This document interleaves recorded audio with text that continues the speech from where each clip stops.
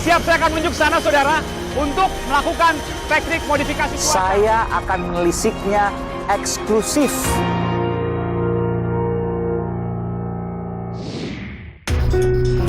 Saudara, sejumlah fakta baru terungkap setelah sebelumnya ada dugaan aliran dana yang dikatakan dari konsorsium judi 303 kepada sejumlah oknum polisi.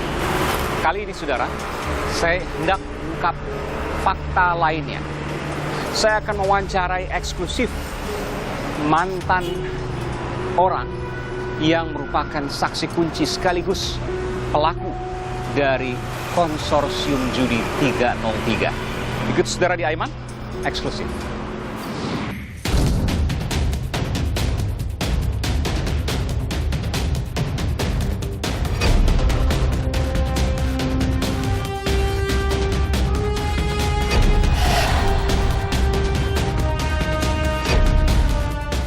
Yang diduga ada kaitannya dengan perjudian.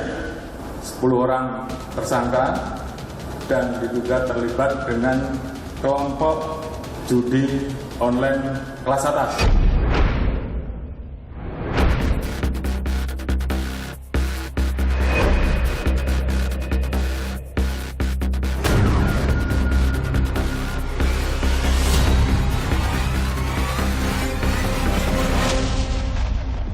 Di hadapan saya adalah seorang pengusaha yang ia pernah bekerja sama dengan konsorsium judi 303. Apa kaitannya situs judi dengan konsorsium? Kalau konsorsium itu untuk keamanan saja di Indonesia, barangnya seperti itu. Untuk satu situs judi atau satu perusahaan? Yang paling besar bisa puluhan M. Puluhan miliar? Puluhan miliar. Per bulan? Iya, per bulan. Jadi kalau diperkirakan, konsorsium itu dapat satu bulan dari ribuan situs judi berapa kalau Anda hitung itu? Ratusan miliar. Anda kenal semua orang-orang di konsorsium itu? Tidak, hanya sebagian. Anda sempat membaca diagram sama? Baca. Apakah nama-nama tersebut yang Anda lihat berada di dalam konsorsium 303? Konsorsium Judi 303, saya baru saja mewawancarai secara eksklusif. Ia bagian dari pengusaha yang kemudian berkelindan dengan konsorsium 303. Kalau mau aman, ia harus setor ke konsorsium, kalau tidak ditangkap polisi. Benar fenomena itu ada? Itu bisa saja memang betul terjadi ya. Kalau dibongkar semua, akan begitu banyak pejabat kepolisian yang terjerat. Benarkah itu? Saya tidak percaya, Pak. Saudara, saya akan segera mewawancarai ex anggota konsorsium judi 303. Tapi sebelum saya mewawancarai, saya ingin menyampaikan sejumlah informasi berikut ini, saudara. Konsorsium adalah gabungan pengusaha, pedagang, ataupun industriawan yang punya arti positif. Meskipun dalam konsorsium 303, seolah hendak menyampaikan bahwa ada gabungan pengusaha atau pedagang atau industriawan yang bergerak di bidang judi online. Soal konsorsium 303 atau konsorsium judi online sempat mengemuka pada saat rapat dengar pendapat antara Kapolri dan jajarannya dengan Komisi 3 DPR beberapa waktu lalu. Pada saat itu, sejumlah anggota DPR bertanya, apa sesungguhnya konsorsium 303 yang digambarkan dalam Kekaisaran Sambo? Benarkah itu? Ini tentu menjadi pertanyaan, dan kala itu sejumlah anggota DPR, bukan hanya satu, bukan hanya dua, beberapa, mempertanyakan terkait hal tersebut. Ada konsorsium A, B, C, dan D. Saya kira ini perlu diperdalam, Pak Kapolri, kalau memang ini betul adanya. Yang kedua, soal bagan jaringan konsorsium judi 303 yang beredar luar di media sosial. Saya kira hal ini juga perlu diklarifikasi oleh Pak Kapolri beserta jajarannya. Dan pada akhir rapat, Kapolri, Jenderal Polisi Listio Sigit Prabowo sempat mengungkapkan jawaban terkait dengan diagram Kekaisaran Sambo yang terkait dengan konsorsium judi online atau konsorsium 303. Apakah betul Kaisar Sambo dan gengnya terkait dengan masalah konsorsium, demikian juga dengan cat yang lain. Jadi saat ini kami sedang melakukan pendalaman, Pak. Jadi Propam saya minta untuk melakukan pendalaman. Karena memang kemudian ini menjadi perhatian nasional, saya sudah perintahkan kepada seluruh pimpinan wilayah, Kapolres, Kapolda, Direktur, bahkan pejabat Mabes, saya minta tidak ada lagi yang namanya judi. Sebelumnya, saudara, Pusat Pelaporan dan Analisis Transaksi Keuangan (PPATK) mengungkapkan ada uang yang luar biasa di judi online ini. Jumlahnya Anda tahu 155 triliun rupiah per tahun. Artinya kalau kita konversikan ke dalam satu hari maka jumlahnya lebih dari 400 miliar rupiah. Informasi yang saya dapatkan dari PPATK, orang per orang kebanyakan main judi itu hanya 10 sampai 20 ribu rupiah. Artinya mereka berasal dari kalangan tidak berpunya. Tapi jumlah mereka sungguh luar biasa karena jumlahnya mencapai lebih dari 400 miliar rupiah per hari. Dan sebelum saya mewawancarai, saya sempat kemudian berbincang, bukan pre-interview atau pembicaraan sebelum wawancara, yakni X, anggota konsorsium judi online. Ia adalah pembuat situs judi online dan omsetnya satu situs judi 10 miliar rupiah per bulan. Angka yang luar biasa. Dan bahkan ia mengaku sampai saat ini situsnya masih ada. Namun ia sudah tidak berkecimpung di dalamnya karena ada hal yang memang nanti akan diceritakan kepada saya. Dan saat ini diperkirakan ada ratusan situs judi online yang biasa dimainkan oleh sejumlah warga di Indonesia. Apa kaitannya situs judi dengan konsorsium? Kalau konsorsium itu untuk keamanan saja di Indonesia.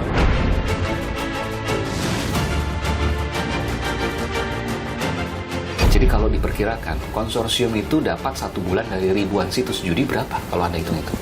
Ratusan miliar bisa.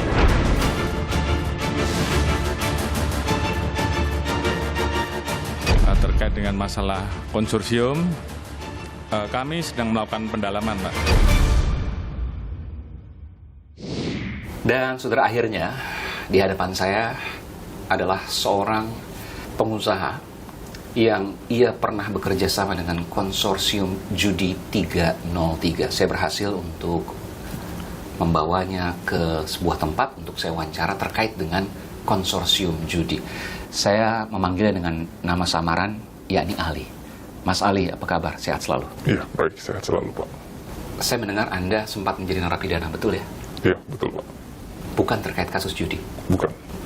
Kasus yang lain? Iya. Padahal Anda adalah pembuat situs judi. Betul ya? Betul, Pak. Apa yang Anda lakukan, Mas Ali? Saya buat desain websitenya dan menawarkan pada customer. Oh, jadi Anda membuat situsnya lalu menjual kepada pengusaha lain lagi? Iya, betul. Ada berapa yang Anda buat situs judi online itu? Untuk tahun kemarin terakhir puluhan lah. Puluhan? Iya. Rata-rata dari satu situs judi berapa yang bisa dapatkan omsetnya? Dari satu situs judi bisa sampai 20 M bisa. Satu situs judi? Iya. 20 miliar satu bulan? 20 miliar satu bulan bisa, 10 miliar bisa, Oke. 1 miliar bisa, tergantung tim marketingnya. Semua kembali lagi di tim marketing. Ada berapa situs judi di Indonesia yang Anda tahu? Ribuan. Ribuan? Iya. Anda membuat puluhan di antaranya? Iya. Dan Anda ditangkap bukan karena membuat situs judi, Bukan. tapi karena ada hal yang lain. Iya. Nanti saya akan gali soal itu. Tapi kalau seandainya Anda bisa membuat itu dan kemudian Anda mengoperasikan, kenapa Anda mesti menjual kepada pihak ketiga?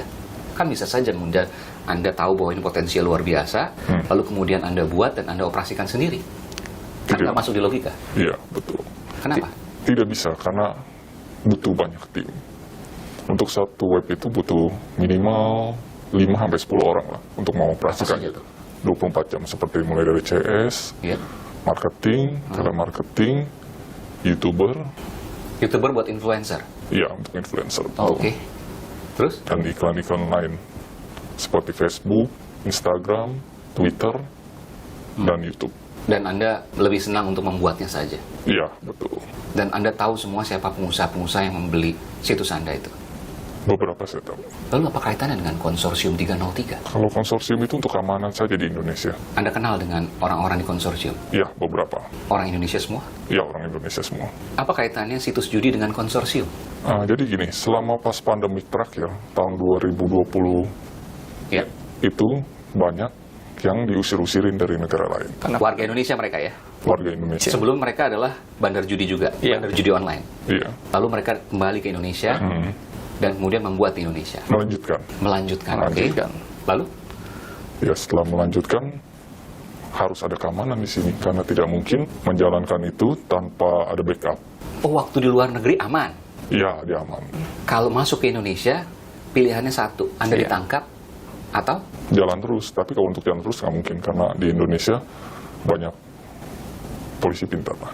Yang akan menangkap Anda? Iya. Tapi kok Anda nggak ditangkap? Atau orang-orang yang lain nggak ditangkap? Kenapa? Karena sudah bayar Bayar kemana? keamanan Ke? ke konsorsium 303. Konsorsium. Oh, jadi pemilik situs judi ini, dia harus membayar ke konsorsium. Saya sebut konsorsium judi online ya. Lalu kemudian setelah bayar, tidak ditangkap. Iya, untuk sebulan doang. Ada masa waktunya. Oh, sebulan sekali harus bayar. Loh, konsorsium ini kan bukan aparat kan? Aparat. Kan pengusaha. Aparat. Kerjasama antara pengusaha dan aparat keamanan. Anda tahu bahwa konsorsium Anda membayar kepada aparat atau Anda membayar kepada pengusaha? Bayar pada aparat. Langsung kepada aparat? Iya. Bukan ke pengusaha? Kerjasamanya seperti itu. Ya, tapi yang Anda bayarkan misalnya rekening kan? Oh. Nah, Anda tahu kan ya? Ketika Anda buat situs judi, lalu pengusaha membeli, lalu mereka membayar ke konsorsium, membayarnya itu ke rekening siapa? Ke rekening biasanya atas nama lain. Pengusaha? Iya. Berarti bukan aparat dong? Bukan aparat kan? Dari mana Anda bisa tahu kalau itu aparat? Karena aparat sendiri yang minta, lu transfer lu ke sini lu. Aparatnya itu oknum polisi? Iya, benar. Oknum polisi itu menghubungi kawan Anda Iya. untuk meminta menyetor. Lalu kemudian disetorlah dari pemilik situs judi tadi ke rekening atas nama seorang pengusaha, gitu ya? Iya, betul. Berapa yang disetor untuk satu situs judi atau satu perusahaan? Berapa yang disetor untuk satu situs judi atau satu perusahaan? Untuk yang kecil aja lah ya. Untuk Ya. yang kecil minimal 20 juta. 20 juta. Yang paling besar? Yang paling besar bisa puluhan M. Puluhan miliar Puluhan miliar. per bulan. Iya, per bulan. Dan itu rutin. Iya, rutin setiap bulan. Kalau tidak membayar, pasti ditangkap. Pasti ditangkap. Ditutup webnya. Yang menangkap itu adalah apakah oknum polisi yang tadi meminta uang atau petugas yang lain? Petugas yang lain. Yang mungkin tidak terkait dengan oknum polisi tersebut. Iya. Oke. Tapi bisa jadi diinformasikan bahwa ini ada bandar dan lain sebagainya. Iya, Lalu kemudian betul. datanglah polisi untuk menangkap Anda. Jadi boleh saya sampaikan, selama Anda membayar ke konsorsium, maka informasi itu tertutup. Iya. Anda Keamanan. dilindungi. Iya, betul. Tidak akan ditangkap. Tidak akan. Sampai sekarang ada berapa situs judi online yang Anda tahu yang masih beroperasi? Untuk sekarang, saat ini, sepertinya yang di Jakarta udah bersih. Yang di Bali masih ada. Di Bali. Sisanya luar negeri semua. Bali, Batam, Anda tahu lokasi-lokasi? hanya tahu kota-kota besar ya. Oke. Waktu itu Anda di mana? Saya di Surabaya. Surabaya. Di Jakarta juga ada. Ada, tapi nggak saya fokusin di Jakarta. Servernya di luar negeri semua. Servernya di luar negeri semua. Ada Myanmar, ada Kamboja, ada Filipina, ada Vietnam. Ini ada dua hal ya, transfer ke konsorsium lewat bank lokal atas nama pengusaha itu. Kalau orang yang main judi, ya, siapapun warga, kan rata-rata 10.000, 20.000 itu berdasarkan temuan PPATK, kecil-kecil tapi banyak sekali, betul ya? Iya, betul. Oke, itu bayarnya ke rekening apa? Rekening bank lokal. Bank lokal. Kan atas namanya ketahuan dong, ketika mau main judi online, dia harus transfer ke bank lokal atas nama orang yang bersangkutan, misalnya atas nama Anda, Ali misalnya. Ketahuan dong, itu nama fiktif atau bukan? Ada yang fiktif, ada yang asli. Artinya kalau seandainya mau dibongkar, gampang dong. Bisa, tergantung niat. Ketahuan nggak sih kalau itu bayar untuk aliran dana judi online? Bisa ketahuan. Dari Bukti transfer. kenapa transfernya? Transaksi yang mencurigakan. Dari mana kemudian terasa mencurigakan? Karena 10.000, 20.000 itu banyak banget. Iya, betul. Sehari bisa berapa itu? Berapa transaksi itu? Bisa ribuan. Satu situs? Satu situs ada beberapa. Biasa, satu situs sehari bisa ribuan? Untuk satu bank saja. Satu bank saja, karena ada beberapa bank pasti ya? Iya, dalam 1 jam misalkan bisa ratusan atau ribuan. Karena kita sudah memakai sistem auto deposit juga. Maksudnya? Auto deposit, jadi begitu orang deposit, mereka hanya baca nominal dan nama. Oke. Dan username. Dia otomatis saldo akan masuk dan uang akan masuk, Kang. Lalu Anda ditangkap bukan karena judi tapi karena kasus lain. Kenapa? Anda punya salah apa sih terhadap konsorsium? Masalah, Karena Anda nggak store ke konsorsium. ya pertama nggak setor. Kenapa Anda nggak store? Karena saya pikir cuma sebentar doang di Indonesia. Anda mau kabur ke luar negeri? Iya, kembali ke luar negeri untuk menjalankan bisnis judi online seperti ini. Karena dirasa lebih aman di luar negeri? Lebih aman. Nggak 100% lebih aman. Nggak ada uang untuk konsorsium? Tidak ada yang mengganggu gugat karena di luar resmi. Resmi? Misalnya di mana itu? Misalkan seperti di Myanmar, Oke. Kami bekerja sama dengan perusahaan gaming atau perusahaan yang bisa dibantu oleh pemerintah sana. Kami akan memakai jasa seperti itu. Tapi transfer banknya tetap bank lokal di Indonesia. Iya. Cuma Anda berada di sana. Iya. Kalau Anda kembali ke Indonesia, maka Anda harus setor ke konsorsium. Iya, betul. Kenapa kembali ke Indonesia? Karena pada waktu pandemi disuruh kembali ke negara masing-masing. Iya, diusir kami. Iya. Berapa bulan Anda nggak bayar ke konsorsium? Kurang lebih 4 bulan. 4 bulan. Iya. Dan langsung ditangkap dengan alasan apapun. Iya. Jadi kalau diperkirakan, konsorsium itu dapat 1 bulan dari ribuan situs judi berapa kalau Anda hitung itu? 1 bulan. 1 bulan ratusan miliar bisa. Ratusan miliar. Ratusan miliar bisa. Hitungan saya. Satu Indonesia ya? Iya, satu Indonesia. Ratusan miliar bisa. Ratusan miliar. Bisa. Kalau PPATK 155 triliun, ini transaksinya ya. 155 triliun rupiah setahun. Jadi perharinya transaksinya adalah 400 miliar rupiah lebih. Untuk konsorsium, fee-nya atau bayarannya atau suapnya itu ratusan miliar rupiah per bulan, perkiraan Anda. Bahkan bisa mencapai triliunan per bulan. Anda kenal semua orang-orang di konsorsium itu? Tidak, hanya sebagian. Anda sempat membaca diagram Sambu? Baca. Apakah nama-nama tersebut yang Anda lihat berada di dalam konsorsium 303? Iya, benar. Ada. Anda yakin dengan jawaban Anda? Iya. Kenapa Anda bisa mengatakan itu? Ada salah satu mungkin yang pernah menghubungi Anda dari diagram itu? Iya, betul.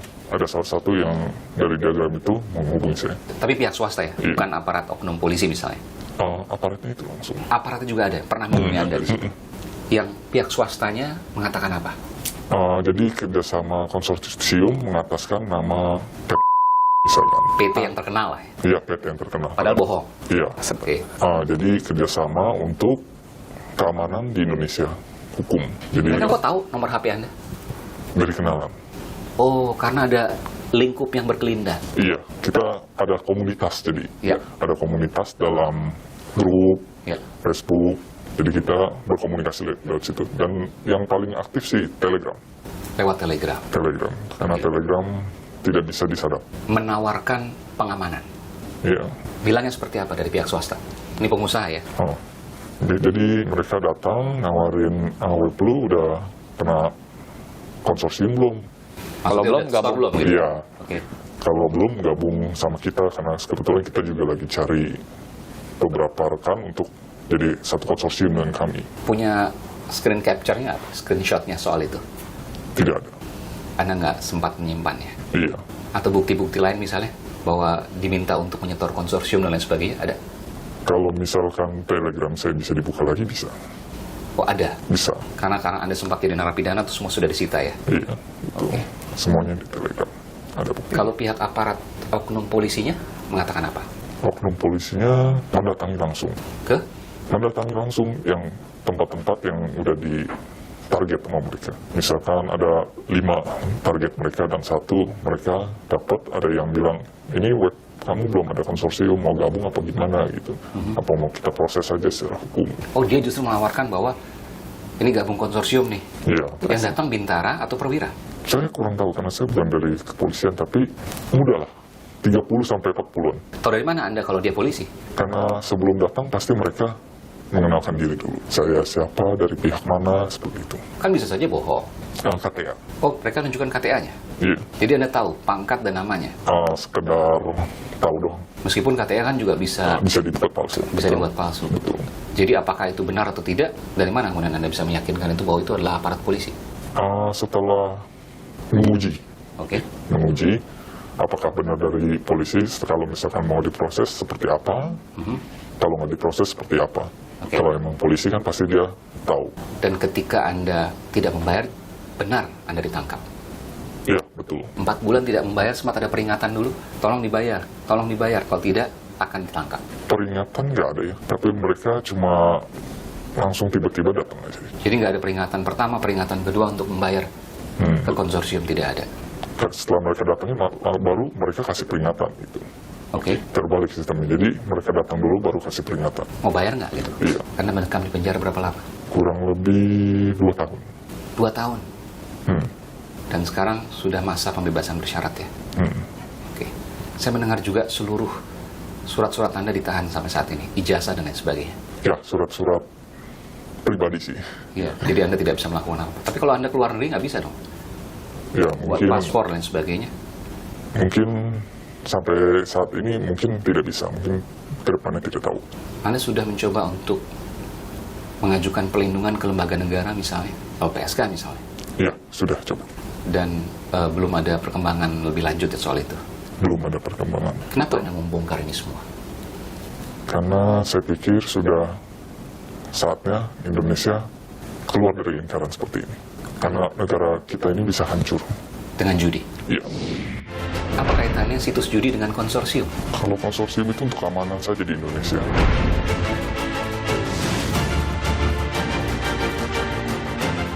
Jadi kalau diperkirakan, konsorsium itu dapat 1 bulan dari ribuan situs judi berapa kalau Anda hitung-hitung?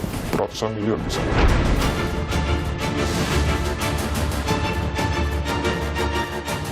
Terkait dengan masalah konsorsium, kami sedang melakukan pendalaman, Pak.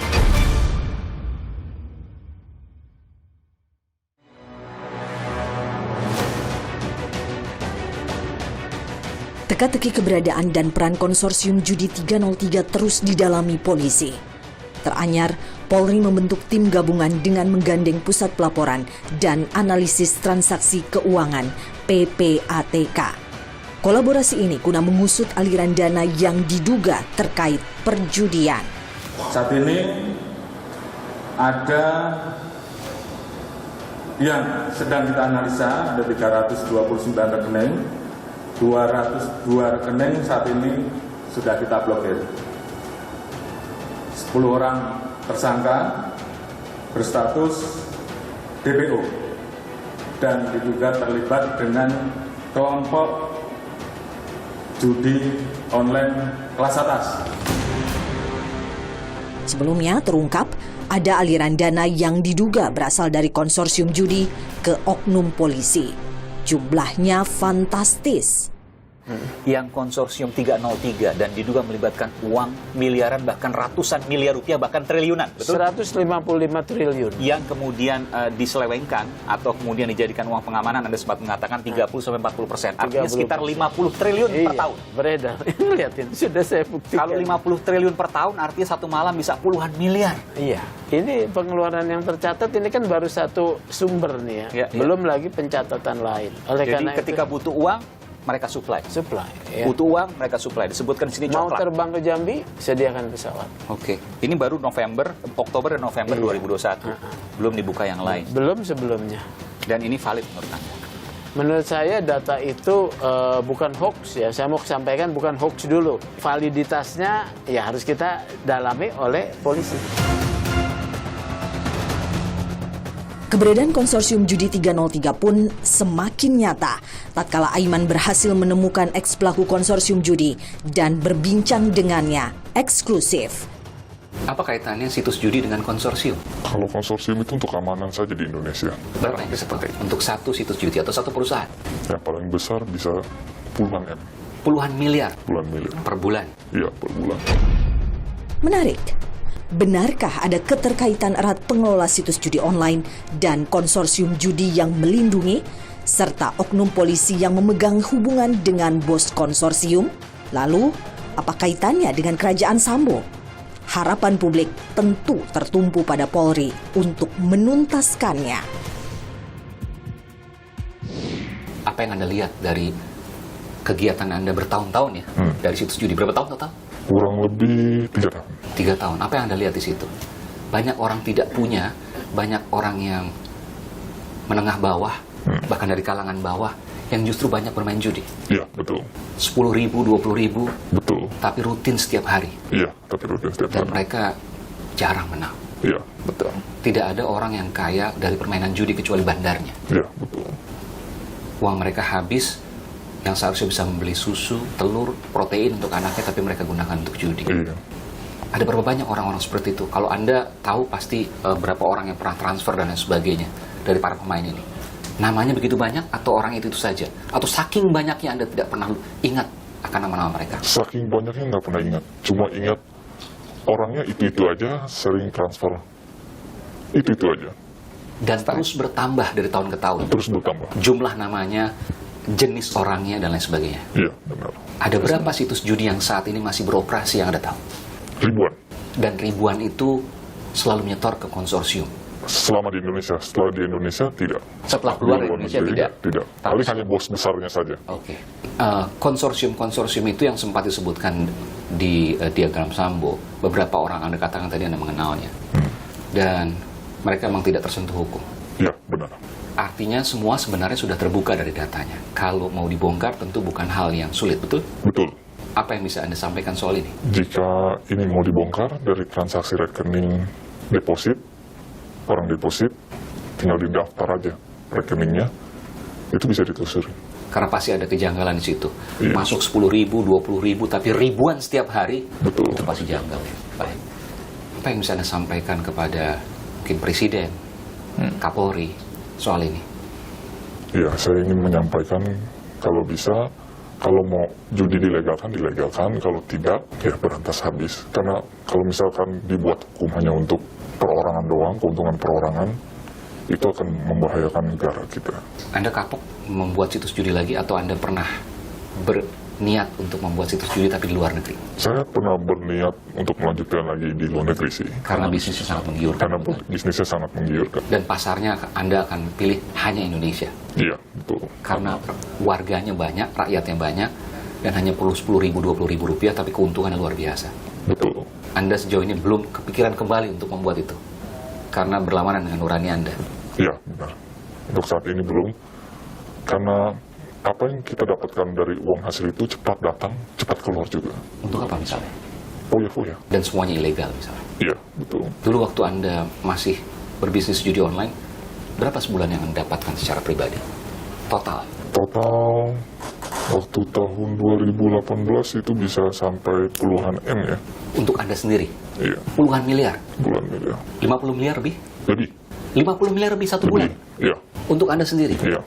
Misalkan untuk ada 10 website, satu website itu satu per harinya 2,8 M. Per hari satu Dari website. Kalau deposit kali 10 kan 28 miliar. Iya. Jadi sebulan Anda keuntungan itu sudah setor yang lain-lain, termasuk setor konsorsium, Anda masih mendapatkan di atas 50 miliar dalam satu bulan. Iya, betul. Tapi daya rusaknya luar biasa juga. Iya, benar. Terakhir, apa yang akan Anda lakukan ke depan? Saya ingin minta perlindungan untuk membongkar perjudian di Indonesia. Membongkar itu? Iya. Termasuk juga konsorsiumnya? Iya. Anda siap ketika Anda hendak dijadikan saksi mahkota, saksi kunci oleh pihak kepolisian? Iya, saya siap. Dan apa yang Anda sampaikan saat ini adalah yang sejujur-jujurnya? Iya. Bukan rekayasa, dan Anda mengatakan ini sesuai dengan pengalaman Anda? Iya, benar sekali. Termasuk juga Anda tengah meminta perlindungan saat ini ke lembaga negara ya? Iya, benar. Baik. Karena untuk mengungkap ini perlu tim katanya. Baik, terima kasih Bung Ali. Semoga apa yang Anda inginkan tercapai dan apa yang kemudian Anda khawatirkan tidak terjadi. Karena betul-betul merusak, karena yang bermain adalah orang kalangan bawah yang seharusnya bisa untuk protein anaknya, susu dan lain sebagainya untuk generasi bangsa ke depan. Baik, terima kasih Bung Ali. Sehat selalu. Sehat selalu. Terima kasih.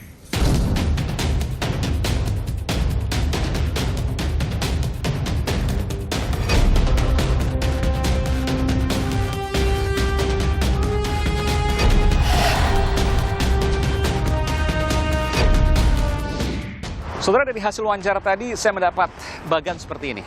Ada pembuat situs judi online, lalu ia harus menyetor kepada konsorsium atau kelompok pengusaha, kelompok pedagang, atau bahkan mafia judi 303 atau judi online, yang kemudian ketika sudah menyetor maka ia tidak akan ditangkap oleh polisi. Itu yang disampaikan. Apakah terkait ketiganya? Tentu ini harus diselidiki oleh pihak kepolisian. Tapi yang jelas saya mendapatkan pengakuan apa yang ia dapatkan adalah hal yang ia alami. Dan ia juga merupakan mantan narapidana. Sejauh ini, saudara, polisian masih terus mendalami terkait dengan konsorsium judi 303, juga keterkaitannya dengan Kekaisaran Sambo yang berada dalam diagram Sambo. Apakah ada konsorsium judi? Apakah tidak? Apakah terkait dengan Kekaisaran Sambo ataukah tidak? Dan saudara, saya akan menuju ke sejumlah purnawirawan Polri untuk mengetahui apa yang sesungguhnya terjadi. Ikuti saya, saudara. Saudara, saya ingin mengkonfirmasi semua temuan saya. Pertama, saya ingin mengonfirmasi kepada Ketua Harian Kompolnas, Komisi Kepolisian Nasional, Inspektur Jenderal Polisi Purnawirawan Benny Mamoto, dan nanti saya akan juga mengonfirmasi temuan saya ke Kabarreskrim Polri 2009-2011 Komisaris Jenderal Polisi Purnawirawan Ito Sumardi. Saya sekarang bersama dengan Irjen Pol Purnawirawan Benny Mamoto. Pak Benny, selamat siang. Sehat selalu Pak Benny ya? Sehat. Saya tahu bahwa Anda pernah jadi Interpol, BNN, semuanya Anda pernah banyak berkecimpung dalam dunia kriminal. Anda tahu betul soal ini. Pertanyaan pertama saya, benarkah konsorsium, apakah itu judi atau narkoba, ada? Yang pertama ingin saya sampaikan tentunya masalah istilah ya, konsorsium ini. Kelompok pengusaha, kelompok industriawan, kelompok pedagang. Dan kemudian menjadi terkenal karena kasus Duren 3. Ya. Nah, dalam kaitan ini, kalau bicara konsorsium, mungkin saya lebih ketika menangani kasus menggunakan istilah jaringan atau sindikat. Okay. Dalam konteks ini, kalau mengkaitkan dengan peristiwa Duren 3, kemudian isu konsorsium naik ke permukaan, kemudian ada yang menyampaikan informasi tentang kaitannya dengan judi, narkoba, dan sebagainya. Dalam konteks ini saya mengutip apa yang disampaikan Pak Kapolri ketika rapat dengan DPR, RDP dengan DPR. Beliau menyatakan bahwa informasi itu sedang ditelusuri. Ya. Kami dari Kompolnas tentunya juga menunggu nanti hasilnya sampai di mana penelusuran itu, kemudian sejauh mana kebenarannya. Tetapi sekali lagi berkaitan dengan masalah sindikat atau jaringan, adalah satu organisasi yang tertutup rahasia. Untuk bisa membongkar perlu waktu, perlu trik-trik tertentu, cara-cara tertentu, termasuk juga tentunya melibatkan instansi lain. Ya, saya menyimpulkan begini. Sejauh ini belum ada, tapi Bapak meyakini bahwa mungkin saja ada, itu besar. Kembali, itu harus didukung dengan bukti. Tapi Bapak meyakini bahwa bisa saja ada, kan begitu? Kalau kita melihat perkembangan kejahatan saat ini, yang begitu rapi, yang begitu menggunakan sentuhan teknologi dan sebagainya, tentunya kejahatan model-model itu bisa ada. Bisa ada, termasuk juga waktu di narkoba kan Bapak tahu juga. Iya. Ada kelompok-kelompok tadi, jaringan antar pedagang-pedagang dalam tanda kutip ya, hitam. Betul. Yang kemudian berkelindan satu dengan yang lain untuk melindungi kelompok-kelompok yang di bawahnya untuk bisa kemudian menyebarkan narkoba ke seluruh beberapa negara lah. Betul. Tapi yang menarik adalah kami ungkap jaringan peredarannya, tapi kami nangkep jaringan untuk keuangannya. Dan itu terpisah. Terpisah. Inilah yang tentunya juga menjadi bahan buat teman-teman di kepolisian, bahwa kita ketika mengungkap satu kasus tidak boleh hanya fokus pada jaringan kejahatannya, tetapi juga nanti jaringan keuangannya. Baik, yang menarik Pak, konsorsium itu apakah judi atau narkoba di-backing oleh aparat? Pada umumnya, tidak hanya di Indonesia, Amerika Latin, bagaimana sampai dengan melibatkan politisi di sana. Kemudian di beberapa negara juga demikian, selalu melibatkan kekuatan karena mereka perlu perlindungan. Dan di Indonesia juga demikian, Anda mengatakan itu? Beberapa kasus yang kami ungkap ada. Oke. Begini Pak, saya mendapatkan informasi dari wawancara eksklusif saya bahwa ia merupakan pembuat situs judi online. Ia harus menyetor ke konsorsium agar aman, tidak ditangkap oleh polisi. Ketika ia tidak menyetor, maka pasti ia akan ditangkap. Model-model seperti itu yang sangat sederhana yang terjadi, betul? Inilah yang menurut kami dari pihak Barreskrim perlu proaktif.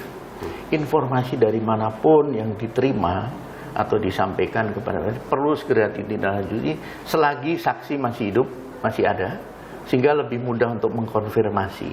Dan ini harus segera diungkap karena tidak akan mungkin ini bisa muncul termasuk diagram Kekaisaran Sambo kalau tidak ada hal yang nyata di situ. Jadi memang kami mendorong pihak Barreskrim untuk responsif.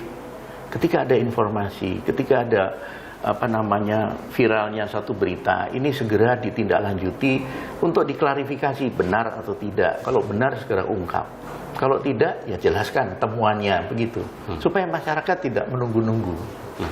Kalau kita lihat ada 3 klaster ya Pak, kasus Sambo. Yang pertama kasus pembunuhan berencananya sudah mulai mau disidangkan. Obstruction of justice, menghalangi penyidikan, sudah juga mulai disidangkan. Dan yang terakhir adalah kasus konsorsium judi. Ini yang sama sekali masih nol.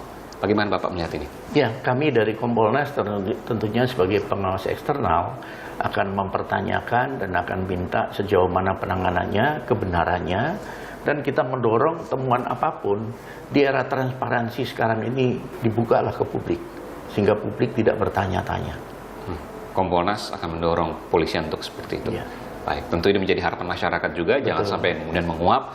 Kasus pembunuhannya sudah, obstruction of justice sudah, tentu apresiasi pada Polri, tapi jangan lupakan konsorsium judi. Anda mengatakan seperti itu. Baik, terima kasih Inspektur Jenderal Polisi Purnawirawan Beni Mamoto telah memberikan informasi di program Aiman. Terima kasih Pak Beni, sehat selalu. Terima kasih. Saudara, di hadapan saya sudah bersama dengan Kepala Bareskrim Polri 2009-2011, Komisaris Jenderal Polisi Purnawirawan Ito Sumardi. Pak Ito, sehat selalu Pak Ito. Terima kasih. Ya, terima kasih Mas Eman. Alhamdulillah sehat.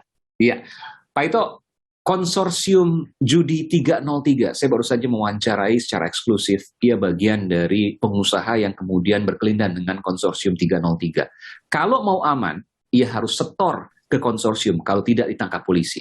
Benar fenomena itu ada? Kalau menurut saya itu bisa saja memang betul terjadi ya. Kenapa? Kalau judi itu dilarang, tentunya ini digunakan kesempatan ini orang oknum-oknum tertentu untuk membackingi. Ini yang saat ini kan yang beredar, itu adalah seolah-olah ini dilembagakan meskipun tidak boleh secara resmi, tetapi mereka menggunakan satu kewenangan daripada oknum tertentu yang mungkin diramaikan dalam dikatakan konsorsium ya, istilah mereka mungkin ya. Kalau saya mau tanya, waktu Pak Ito menjabat sebagai Kabareskrim atau menjadi pengalaman menjadi pimpinan Polri pada waktu itu, ada berapa oknum yang pernah diproses hukum atau ditangkap ya, sampai mungkin PTDH dipecat ya, terkait dengan konsorsium, apakah itu mungkin judi, narkoba dan sebagainya. Pernahkah itu ada?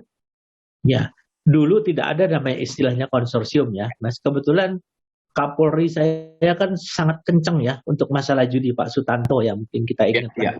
Dulu sempat terkenal dengan Sumatera Utara tanpa togel waktu itu ya, disingkat seperti itu. Terus beliau jadi Kapolri itu zero tolerance dan banyak sekali yang dicopot ya, baik terutama dari Kepala Kesatuan Wilayah. Jadi Mas Aiman, bahwa judi itu kan mulai dari kelas kecil ya sampai kelas besar. Nah, kalau kelas-kelas kecil dia melibatkan mungkin yang oknum-oknum yang ada di Polsek, di Polres.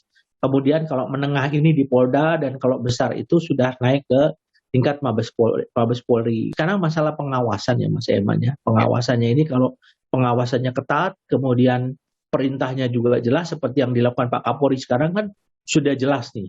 Tadi saya juga ada diskusi dengan Pak Kadif Humas, banyak sekali yang sudah ditindak melibatkan Dit Cyber untuk mengungkap 303-nya, kemudian PPATK ya untuk TPPU-nya, kemudian juga sudah ada penyitaan aset sekitar 110 miliar ya dari seorang tersangka judi yang saat ini melarikan diri ke luar negeri ya. Baik, saya putarkan sedikit pernyataan terakhir dari Kapolri Jenderal Polisi Listio Sigit Prabowo yang menyatakan secara eksplisit kalau menurut saya ini bahwa konsorsium 303 atau kelompok pengusaha judi kelas atas itu nyata adanya. Berikut ini. 10 orang tersangka berstatus DPO dan diduga terlibat dengan kelompok judi online kelas atas. Ini adalah isyarat dari Kapolri bahwa mereka semua akan diberantas, Pak Ito? Ya, betul. Betul. Kita mungkin beliau juga baru menyadari ya, ada hal-hal yang di dalam tubuh Polri yang betul-betul harus dilakukan reformasi ya Mas Aiman ya. Terutama dengan mencuatnya kasus Sambo ini yang membuat kepercayaan masyarakat menurun ya. Terutama sekarang dengan semakin melebarnya kasus ini dengan konsorsium 303 itu ya. Ada suara-suara di luar sana yang menyatakan bahwa kalau dibongkar semua akan begitu banyak pejabat kepolisian yang terjerat. Benarkah itu? Saya tidak percaya Pak. Pengalaman saya selama di reserse 18 tahun ya. Kemudian dulu waktu saya masih pangkat kapten ya, Letnan 1 kapten itu kan masih belum ada larangan. Yaitu hampir di mana-mana anggota Polri itu ya istilahnya mendapatkan atensi lah ya. Tapi kan begitu ada larangan, otomatis mereka itu kan ingin mendapatkan perlindungan. Nah, perlindungannya mereka juga efisien juga. Mereka nggak mungkin kepada semua orang disebar, pasti hanya orang-orang tertentu, dan pasti yang lebih penting lagi mereka pakai yang di atasnya ya, yang punya kekuasaan, yang punya kewenangan, sehingga yang di bawah nurut. Oke, terkait dengan konsorsium Kekaisaran Sambo, narasumber saya mengatakan bahwa ia mengenal beberapa orang yang tersebut di dalam konsorsium itu dan pernah bertemu dari pihak swasta ya Pak. Dan ia tidak membantah bahwa konsorsium 303 itu ada, nyata adanya. Nah, ini kan versi dari saksi yang sekarang tengah meminta perlindungan pada lembaga negara. Yang ingin saya tanyakan, bahwa ketika itu kemudian diakui oleh salah seorang saksi, apa yang kemudian bisa dilakukan terkait dengan diagram Kekaisaran Sambo itu? Dari diagram yang tersebar selama ini, kalau saya melihat yang buat diagram itu pasti bukan orang sembarangan ya. Dan itu mungkin juga dari internal lah kira-kira ya. Karena kalau saya juga kebetulan, iya saya kan tukang bikin diagram juga dulu ya. Saya kira mereka juga membuat itu ya kan banyaklah anggota juga yang merasa bahwa ingin terpanggil lah ya untuk bisa menyampaikan hal-hal tapi tidak berani langsung disampaikanlah diagram itu. Itu tentunya akan dibuktikan. Ya. Kalau memang betul-betul ada indikasi, ada bukti-bukti, itu Pak Kapolri tidak akan toleransi sama sekali. Saya tahu betul Pak Kapolri, Pak Sigit itu, Pak. Baik, tentu ini menarik untuk terus kita cermati dan kita kawal sama-sama terkait dengan kalau kasus pembunuhannya sudah masuk ke persidangan, obstruction of justice juga tinggal konsorsium ini. Ini tentu menjadi tiga hal yang menjadi perhatian masyarakat. Terima kasih Kabar Reskrim Polri 2009-2011, Komisaris Jenderal Polisi Purnawirawan Ito Sumardi. Terima kasih Pak Ito, sehat selalu.